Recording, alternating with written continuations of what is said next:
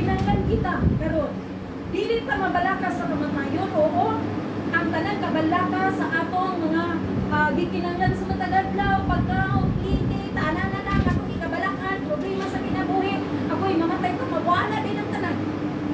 Mawala din ang tanan. Kaya ang kaluwasan ko yun ang atong unahon sa unahon ko katapusan, kaya maura magiging din sa Biblia. Ang kaluwasan din sa ibong nangabilin. Oy, ang atong yun na. Gusto ko kita, maning kamot na kabuhi. Ang katong patay di ay, dili na gilay ko sila. Dili na gilay ko. Ang kitang buhi, mao'y manikamot, ang atong pamilya. Nakabantay mo, pamilya ra kasimba. Pamilya na gilay, atong yun na. Atong amahan, atong ginikanan, atong mga igsuon. Kuminyo ka tatong asawa, baka mga anak, maura gilay na. Pinaka, number 1, katapusan na atong kabalatan.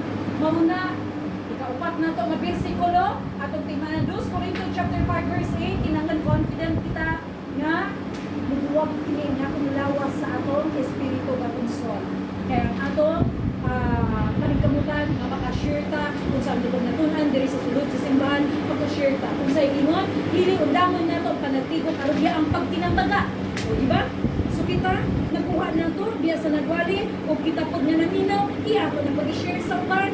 So unsa ang kamatayon dili katapusan kung pagilhanay kita dito gid sa katapusan ayhan natong ginsay nga namatay. Di ba? So mauna ang atong paningkamutan ng kita dinay ang mga way mo maningkamot. So last verse na to. Kaning sa last verse nga 1 Corinthians 30 verse 13. Paingon na po kini sa katapusan akong gibasa ang whole chapter. But ang inyong i-prepare is dili ninyo basahon yung whole chapter. So inyong i-prepare is 13:13. But akong isugi ang tibuok whole chapter. Kitang mga tuig karon. 1 Corinthians chapter 13 whole chapter. So summary na lang ko kung sa'y nabutang dara. Naghatag ang Diyos o gasa sa matagusa. Kung sa'y gasa, pagtuo. At ibuod kayo mga pagtuo. Basahon na ko chapter diya. Pagtuo nga bisan bukid, hindi ka nang na-transfer. Managasa biyakan sa Diyos. Kung sa pagtuo, wisdom, naala kami mo. Kanato. Sa payan, gihatag na gasa. Nahimo ka, muhatag ng milagro, karon dayo na ayaw ka. Gihatag na sa Diyos. Kung sa payan gihatag, kung ampo ka, naayo ang masakiton, tungod sa imong pagtuo. Kung pagtuo sa imong giampuan, gihatag na nga gasa, teacher ka, propeta ka, ang tanan gihatag sa Diyos. Pero ang katapusan, sige sa Diyos, ihiklin na sa Bisaya, di na. Isa man na siya. Ibaliwala na tanan ng gasa, imong ipaghatag ng milagro. Full chapter, pasahon na to. Kung ito na pika-pika ko ng lipay, di ba? But, ihiklin ka ng tanan ng mga gasa nga nakahimo ka ng mga milagro, halag ipakita din ha, ipakita din na nimo ang karunday na ayaw lipay din kay ka. Sige nun sa Diyos, ihiklin ko na ang tanan ng gasa na buhihan.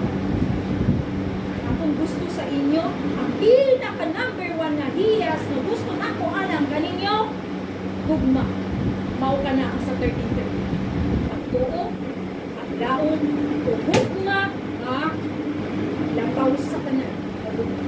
Nga na magipasabot sa Diyos din. Magipasulat na dito kang apostoles Paul. Ipasabot na niya. Kaya kita ka sa gara nga itagaan nagwahong sa milagro, tanan, grabe na nato kalipay, halaga, di nato ka na-amaze sa tanan-tanan, hasta kita nagatanaw, na-amaze kay ka, nawala na ang gugma, nanaway na dito sa man simbahan, di ka na simbahan na walay mga milagro niya sa ina, kanang simbahan na walay mga gasal na din na, di ba? Kung sige pasabot niya din, i-clean ka na ang tanan, ibaliwala ka na tanan, ang gasa na iyang ihatag sa matagusa. Busa dihay kita dihay, ikalma na to itong gawin. Gugma kayo. Dili tayo gugma ang nila. Masakit. Kaingon sa Diyos, ang gugma nabaw sa kanan. Ang hindi gina sa chapter 12, panitaan ninyo ang hiyas. Chapter 12 ang hindi di ba? Ang chapter 12, ang ending nga na, ang 13 na ito. Ang chapter 12 na, panitaan ninyo, ihikli na tanan ang gasa na akong ihatag sa inyo. But panitaan ninyo ang pinakalabaw na hiyas na mao ang gugma dito din sa 13. Isumpay dito sa 13. Mong gipasa na ko kung whole chapter